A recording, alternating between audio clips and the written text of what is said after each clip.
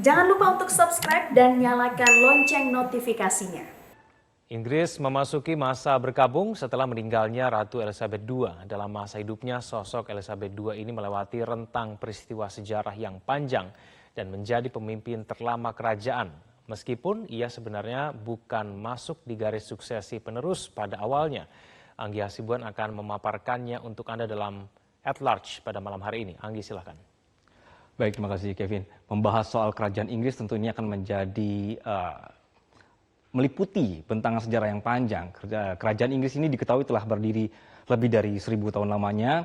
Setidaknya ini ada 61 raja dan ratu yang berkuasa di Inggris dan terbagi menjadi beberapa wangsa. Namun malam hari ini kita hanya akan mencoba untuk spesifik ya membahas wangsa Windsor yang berkuasa ini mulai di tahun 1917 hingga sekarang. Kita akan lihat informasinya. Baik, Wangsa Windsor, ini adalah istilah mereka sekarang ya. Dulu namanya adalah Wangsa Saxe-Coburg dan juga Gotha yang dimulai di tahun 1901. Hanya ada satu raja yang memerintah dari wangsa ini, yaitu Raja Edward ke-7 atau Albert Edwards yang berkuasa dari 1901 sampai 1910. Tapi akhirnya namanya diganti pemirsa karena ada sentimen anti-Jerman pada periode Perang Dunia Pertama. Jadi berubah menjadi Wangsa Windsor yang Anda saksikan ini. Nah, raja pertamanya adalah George kelima yang memerintah dari 1910 sampai 1936. Setelah itu tahta dipegang oleh Edward Albert Christian George Andrew Patrick David dan ia memakai nama Edward ke-8 sebagai nama resmi. Kalau Anda bisa lihat ini yang paling atas ya. Nah, Edward ke-8 ini ternyata hanya jadi raja hampir setahun saja. Jadi ia turun tahta secara sukarela karena ia jatuh cinta dan juga menikahi rakyat biasa dan memutuskan untuk menjadi warga sipil. Jadi karena mereka juga tidak punya keturunan sehingga akhirnya adiknya yang bernama George ke-6 inilah otomatis naik. Dia adalah ayah dari Ratu Elizabeth II. Jadi sebenarnya garis keturunan George ke-6 ini bukan garis suksesi. Jadi kalau misalnya Edward ke-8 tadi punya anak dan tidak turun tahta, tentu ini berubah semuanya sejarahnya. Jadi seperti itu. Jadi ada semacam sebenarnya dia bukan ratu ya Elizabeth II ini ya, tapi ternyata karena tadi pamannya mundur, akhirnya ayahnya maju dan ia menggantikan ayahnya.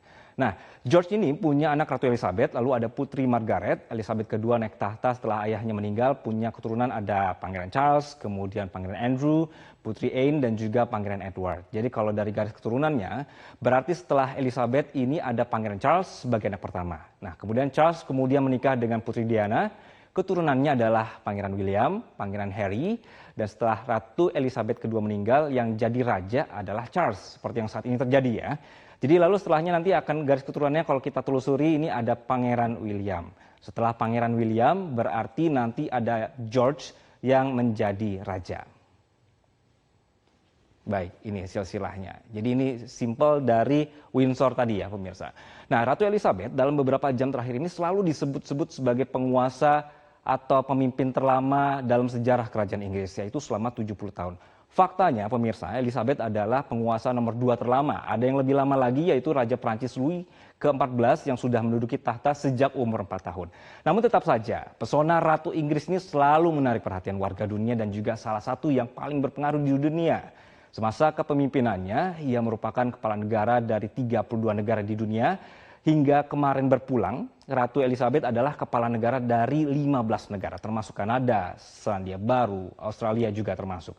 Nah, ia hidup mendampingi atau sepanjang 15 Perdana Menteri Inggris dan juga bertemu dengan 14 Presiden Amerika Serikat. Ini panjang sekali ya rentangnya. Dan kekuatan besar pemimpin Inggris adalah bahwa Ratu Elizabeth II ini memiliki kekuasaan untuk mendeklarasikan perang atau juga perdamaian di bawah hak prerogatif kerajaan. Sepanjang kepemimpinan Ratu Inggris, pemirsa, kehidupan pribadi para penghuni istana juga kerap menjadi perhatian tabloid dan juga koran, terutama skandal-skandal yang terjadi.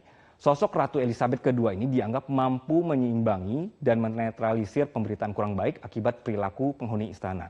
Misalnya, kasus-kasus terakhir ada kasus tuduhan pelecehan seksual kepada Pangeran Inggris misalnya. Kemudian juga gejolak antara istana dengan Pangeran Harry dan istrinya Meghan Markle. Ini meski menjadi salah satu orang terkuat atau orang kuat di bumi, Ratu Elizabeth juga ini dikenal dengan diplomasi marshmallow. Jadi kalau berunding dengan negara lain, ini dikenal lembut, halus, dan tidak mau bersikap politis secara gamblang. Itu dia tadi ya. Ratu Elizabeth II ini sebagai salah satu orang terkuat di dunia. Baik. Kita lanjutkan. Kalau Ratu Elizabeth II ini dikenal sangat populer, kemudian juga dihormati, penggantinya yaitu Pangeran Charles atau sekarang sebutannya adalah Raja Charles III atau Charles III, ini kerap dihubungkan dengan reputasi yang sering mengundang kontroversi.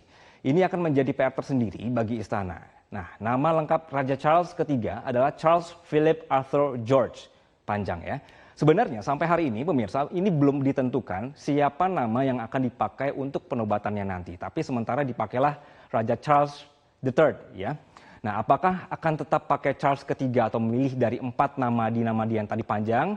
Charles ini pemirsa sudah ditetapkan sebagai pewaris tahta ibunya saat usia 3 tahun. Ia lebih dikenal karena masalah rumah tangga yang bermasalah dengan Putri Diana, kemudian menikah dengan Camilla. Kisah cinta segitiga mereka ini juga sering sekali dijadikan film. Nah, meski sering bikin kasus, Charles ini ternyata juga sangat peduli dengan isu lingkungan hidup. Jiwa peduli lingkungannya kuat sekali sehingga sangat vokal mengajak gerakan melawan perubahan iklim. Charles ini pemirsa adalah pendukung utama Perjanjian Iklim Paris 2015. Kemudian kemarin di pertemuan ekonomi dunia di 2020, ia juga sempat mengajak negara dunia untuk lebih peduli lingkungan. Termasuk yang terbaru adalah COP26 di Glasgow di tahun lalu. Dia juga aktif mempromokan energi hijau. Jadi jiwanya aktivis ya.